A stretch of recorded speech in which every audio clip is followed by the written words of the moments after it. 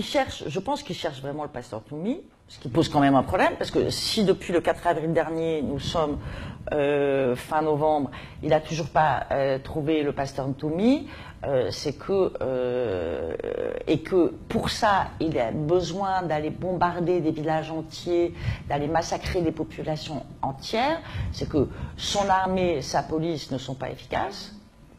Et qu'il n'hésite pas à massacrer un peuple entier pour trouver un seul homme. Je pose juste un petit problème. Là encore, la situation est encore compliquée avec le pôle, la région du pôle où il y a toujours encore des tueries. Qu'est-ce qui ne va pas là, le Congo-Brazzaville, le Congo-Brazzaville est dans une situation extrêmement compliquée et extrêmement grave. Donc, en Afrique centrale, tout est... je veux dire, parce que pour l'instant, si vous voulez, le Tchad, c'est compliqué et ça risque de s'enflammer. Le Gabon, à mon avis, ça va passer. Il n'y a pas de situation d'urgence au Gabon.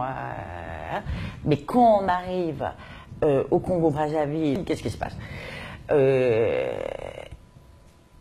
Sassou Nguesso est président depuis, si on calcule avant les Souba et après les Souba, Sassou Nguesso est président depuis 33 ans maintenant.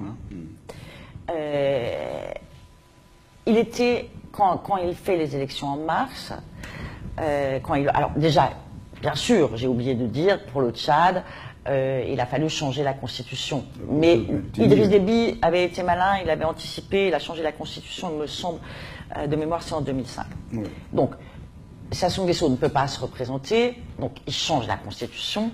Là, il y a la petite phrase de notre président français, François Hollande, qui est, je pense, une des erreurs majeures de son quinquennat. Il en a fait beaucoup, mais ça, c'est une des erreurs majeures de son quinquennat, qui dit... à la sortie, je crois, d'un rendez-vous avec Sassou Nguesso, Sassou Nguesso a le droit de consulter son peuple.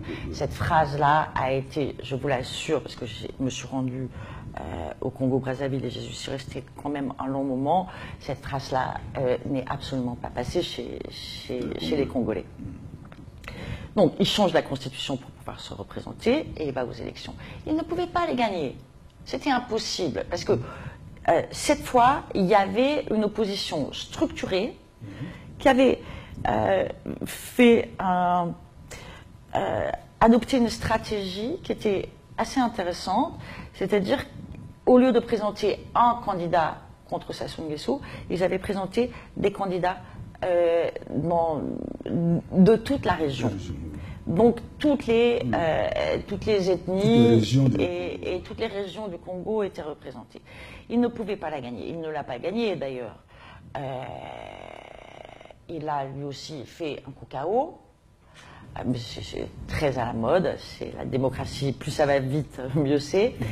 Et il a été, je me souviens plus du chiffre, mais enfin c'était au-dessus de 50%. Alors que son surnom maintenant chez les opposants congolais, c'est Monsieur 8%. Il en a peut-être fait 10 ou 12, mais il n'en a pas fait plus que ça. Et il s'est intronisé président, et depuis il est président. Là-dessus, il y a eu bien sûr des répressions. Le principal, celui qui est arrivé deuxième, alors là encore, il y a des problèmes s'il a été deuxième ou troisième. Moi, je pense qu'il était deuxième, après, peu importe. Jean-Marie Michel Mokoko est en prison. Et le 4 avril, Sassou Nguesso a commencé à aller attaquer les quartiers sud de Brazzaville, où c'est des populations qui lui sont majoritairement hostiles depuis toujours, et ensuite il a commencé à attaquer le poulet. Et alors c'est là où on est dans une situation absolument dramatique. Mais il prend pour prétexte la traque du pasteur... Il cherche, je pense qu'il cherche vraiment le pasteur Toumi, Ce qui pose quand même un problème, parce que si depuis le 4 avril dernier, nous sommes fin novembre, il n'a toujours pas trouvé le pasteur Ntoumi, c'est que, et que pour ça, il a besoin d'aller bombarder des villages entiers, d'aller massacrer des populations entières, c'est que son armée, sa police ne sont pas efficaces. Et qu'il n'hésite pas à massacrer un peuple entier pour trouver un seul homme. Je pose juste un petit problème. Ce qui pose le grand problème qui se passe en ce moment dans le Pool, c'est que ça fait donc depuis avril que des populations sont terrorisées, sont bombardées, sont arrêtées.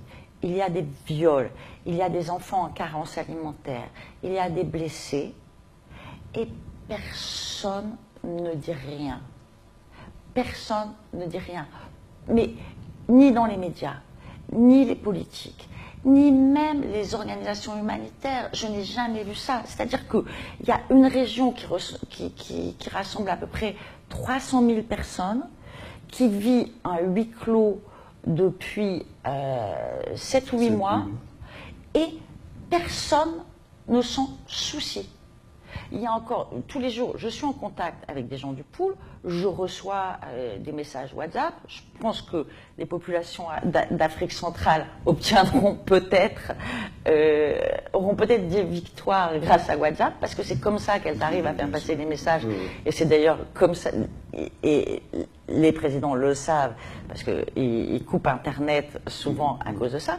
Mais on est dans une situation proprement ahurissante, où des milliers de personnes sont en danger et personne ne s'en préoccupe, et aucune organisation humanitaire, ni la Croix-Rouge internationale, ni Médecins du Monde, ni Médecins sans frontières ne sont venus apporter leur aide. Et personne ne dénonce. C'est comme si ce qui se passait dans la région du Pool n'intéressait personne. On parle de plus de 1000 morts. Alors, il y a plus. Il y a plus. Morts, 30 000 il y a plus. Moi, je suis cette situation depuis avril. Je suis en contact. J'essaye de faire des petits schémas, voir combien dans les villages de Soumouna, dans les villages de. Enfin, j'essaie de. J'étais en juillet, j'étais à 2 ou 3 000 morts, mais c'est reparti à la fin septembre. Donc, on a dépassé ces chiffres de loin. Et il va continuer combien de temps? Il peut faire ça combien de temps? Il est dans une situation économique également exsangue. Il y a un chômage important. Il n'est pas légitime. Les populations n'en peuvent plus. Ça va durer combien de temps? On n'a pas de réponse. Mais ça ne durera pas 33 ans. Ça, c'est sûr. Je ne sais pas si on doit continuer l'émission, c'est extrêmement déprimant et décourageant. Je dois dire que l'Afrique centrale en ce moment est déprimante et décourageante.